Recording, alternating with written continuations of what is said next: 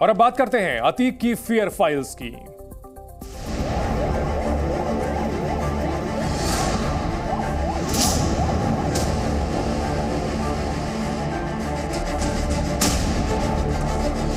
नाम सुने हो हमारा?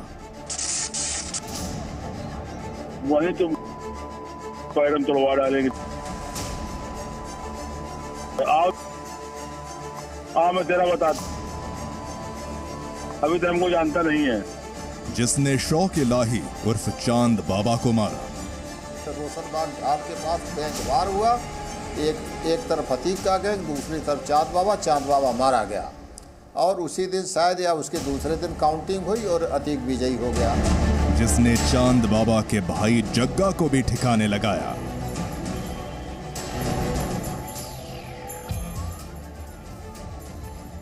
जिसने बीच सड़क पर राजू पाल को छलनी करवाया।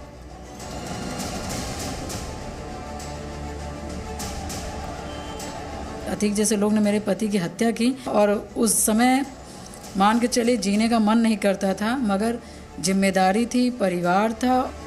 जिसने उमेश पाल का भी वही अंजाम कराया। उसका अपहरण केस का है। उसके बाद मेरे बेटे का अपहरण न सुनने दिया न देखने दिया, उसका मर्डर हो गया। जिसके लिए जमीनों से सस्ती जान हुआ करती थी।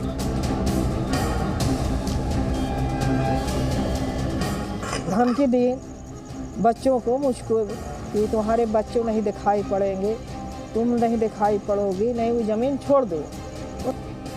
जिसके लिए रौब और रुआब उसकी विरासत थी।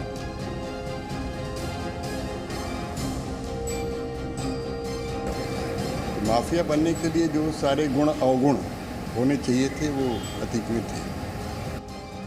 वो था अतीक अहमद। एक लपड़ मारी,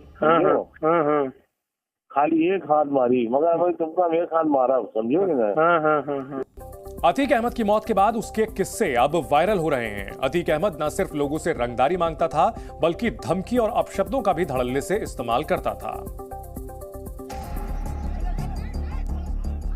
44 सालों तक प्रयागराज और उसके आसपास के इलाकों में दहशत का साम्राज्य चलाने वाला अतीक अब अतीत हो चुका है। लेकिन जो लोग अतीक के खौफ के साए में जी रहे थे, वो जानते थे कि अतीक क्या था। अतीक के कई किस्से अब जमकर वायरल हो रहे हैं। इन्हीं किस्सों के लिस्ट में एक ऑडियो सामने आया है, जिसमें अतीक एक नेता को न सिर्फ धमकी दे रहा है, वो सामने वाले के लिए गालियों की बौछार भी कर देता था। हाँ बॉम्बे हो? कौन बोल रहे हैं? अतीक बोल रहा हूँ। हाँ भाई, बॉम्बे में हूँ सर। इलाहाबाद कब आ रहे हो? कल निकलूंगा भाई। तो खैरियत तो चुनाव में? अभी क्या करूँ, उधर से आया है भाई, बोले भाई तुम आओ, अभी आऊंगा इसी फरफरी कर। बॉम्बे में जहाँ तुम आगे बजा के स्वागत किया था, जी जी, है ना, जहाँ तुम्हारे अब्बा बैठते थे, जी जी जी, वही तुम पैरम तोड़वा डालेंगे। आओ मैं तेरा बता, अभी तो हमको जानता नहीं है। अतीक अहमद के बारे में आपने सुना होगा कि रंगदारी उसका बड़ा धंधा था। उसकी दबंगई के किस्से यूपी में आज भी कहे जाते हैं।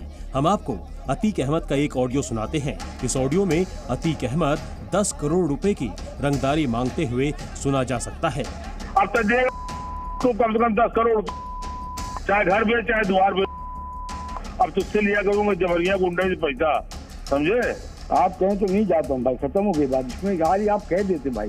अतीक की गुंडागर्दी का ये कोई पहला सबूत नहीं है। इससे पहले भी ऐसे कई सबूत सामने आ चुके हैं। जानकारी के मुताबिक अतीक अहमद के खिलाफ 100 से ज्यादा केस दर्ज थे। अतीक ने पहले अशरफ को रंगदारी के खेल में उतारा और उससे हत्या तक करवाई। जेल में जाने के बाद अतीक को लगने लगा था कि उसका वर्चस्व कम हो रहा है, तो उसने अपने बेटे को इस गंदे धंधे में उतार दिया और रंगदारी, किडनैपिंग जैसे काम कराने लगा। इसके बाद अतीक की पत्नी शाइस्ता भी इस धंधे में उतर आई। आज शाइस्ता परवीन पुलिस के लिए 50,000 की इनामी बदमाश है। पुलिस शाइस्ता की तलाश में लगातार छापेमारी अभियान चला रही है, लेकिन शाइस्ता कहां है, आज ये एक बड़ा सवाल बना हुआ है।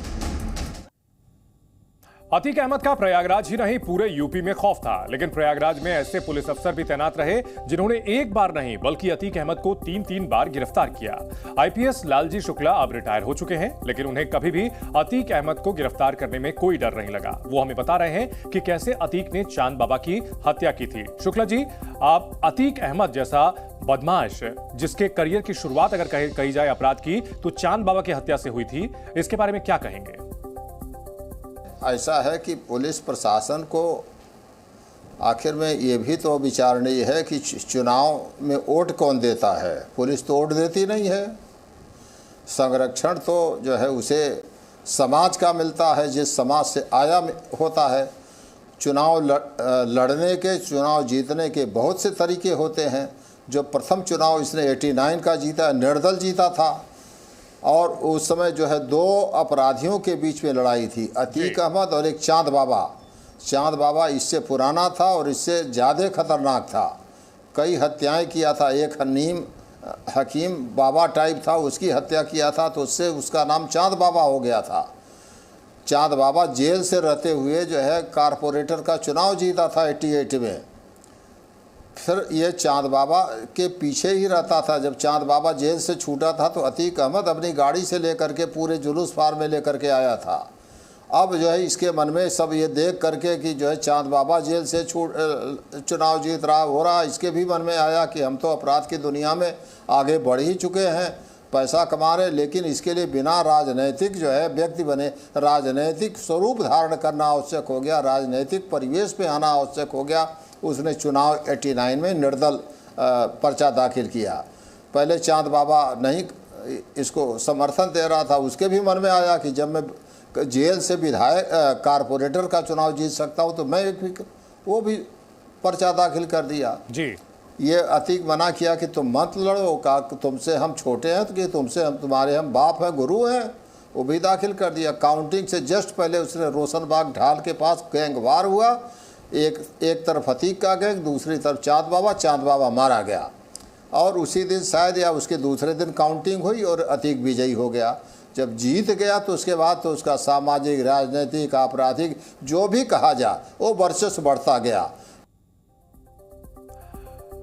शुक्ला जी, आपने अतीक अहमद को कई बार गिरफ्तार किया और अतीक अहमद जो कि इतना खूंखार अपराधी माना जाता था, लेकिन इसके बावजूद उसकी हिम्मत नहीं हुई कि आपको वो धमका सके। अतीक अहमद को किस तरह का संरक्षण मिला हुआ था, ये भी हमारे दर्शकों को बताइए। एक समय ऐसा था जब अतीक का अपराध का मंडल, जो अपराध में वर्चस्व था, वो शिखर पर था, क्योंकि उसने कुछ ऐसे अपराध कर डाले थे जी, जिससे उसका मनोबल लगातार बढ़ता जा रहा था। उसकी शुरुआत ही, उसके जीवन की शुरुआत ही अपराधों से ही हुई। अपराध उसके जीवन का धरातल था, जहाँ से वो बढ़ा है, जिससे बढ़ा है, जिसकी खेती से वो बढ़ा है। इसी में वो मनबड़ई में जो है वो तमाम अपराध किया जी।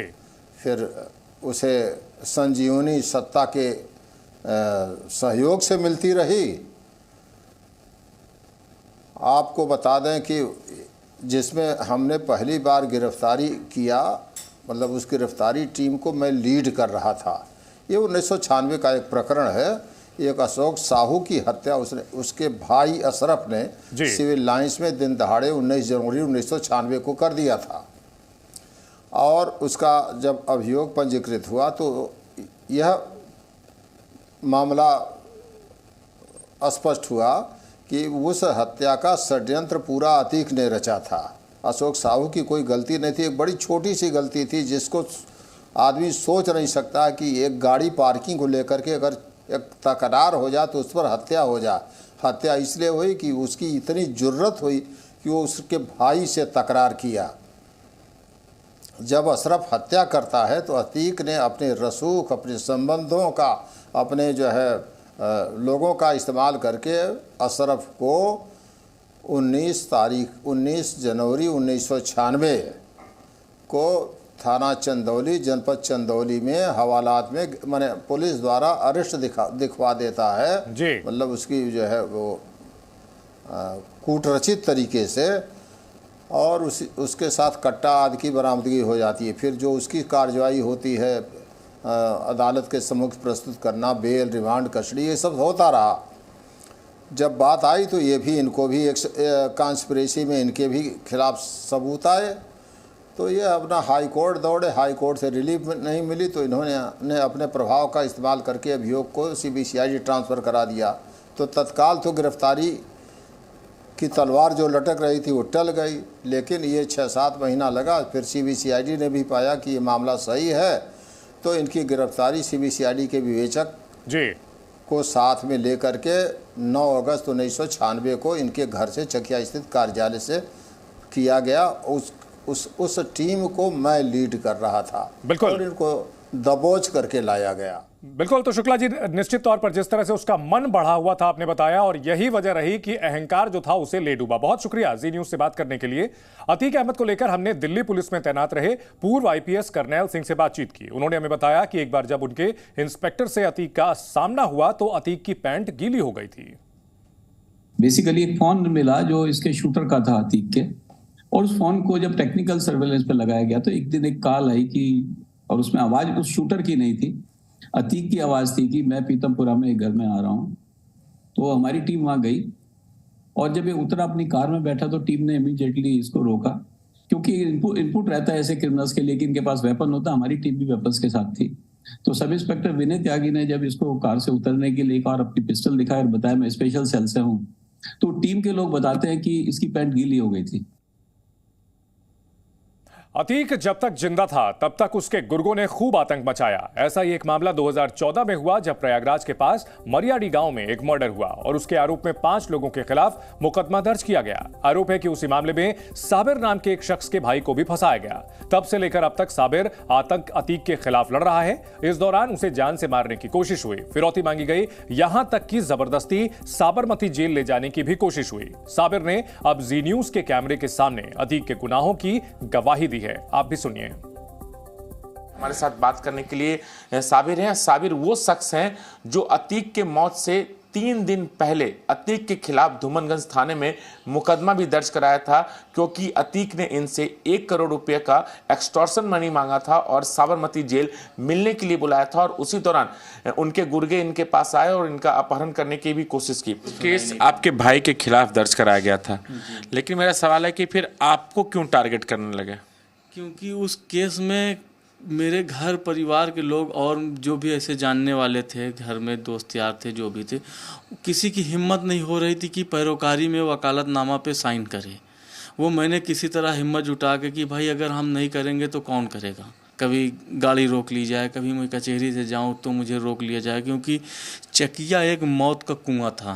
तो मुझे अक्सर लोग यही कहते थे कि कहाँ तुम अतीक अहमद से लड़ पाओगे, या अतीक अहमद के बेटों से, या अतीक अहमद के आदमी जो या 7 कालिया हैं, बहुत ज़्यादा टॉर्चर कर रहे थे कि आप गुजरात चलो। अतीक अहमद के एक चचेरे भाई थे असलम मंत्री और असाद कालिया, उसके साथ फिर जो है करीब 12-15 लोग और थे कि किसी तरह जो है तुम गुजरात चलो, मुकदमे में पैरवी करना बंद कर दो, नहीं तो जान से मार दिए जाओगे। मतलब आपको हम कैसे बताएं कि प्रशासन पूरा जानता था उस टाइम जब सपा की गवर्नमेंट थी, लेकिन कोई कुछ कर ही नहीं पाता था क्योंकि अतीक अहमद का मामला आ जाता था। क्योंकि उस टाइम जो है सपा की गवर्नमेंट थी, और सपा की गवर्नमेंट होने का मतलब यह है कि इलाहाबाद के मुख्यमंत्री तो फिर माने जाने अतीक अहमद ही थे। जितने पीड़ित लोग हैं वो धीरे धीरे अपनी आवाज़ सब उठाएंगे, क्योंकि देख रहे हैं कि जिस तरीके से काम हो रहा है। क्या लगता है कि इस तमाम जो साम्राज्य है, इसका कारोबार है, वो इनके बेटे अली, उमर ये संभालेंगे? ये असाद कालिया पूरी गैंग को लीड कर रहा है। असाद कालिया ही 10, 12, 15 लोगों की जो इनकी टीम है उनको फाइनेंशियली मदद करता है। मैं हाथ जोड़ के निवेदन करता हूँ कि अभी भी मेरी जान को खतरा है, कभी भी मेरी हत्या कर सकते हैं। मैं कचहरी आने जाने में अभी सक्षम नहीं हूँ। जब तक मुझे सुरक्षा नहीं मिल जाती मैं तब तक कहीं जा नहीं पाऊँगा, न इनके खिलाफ मैं पैरवी कर पाऊँगा, क्योंकि अब तो और खतरा बढ़ गया है।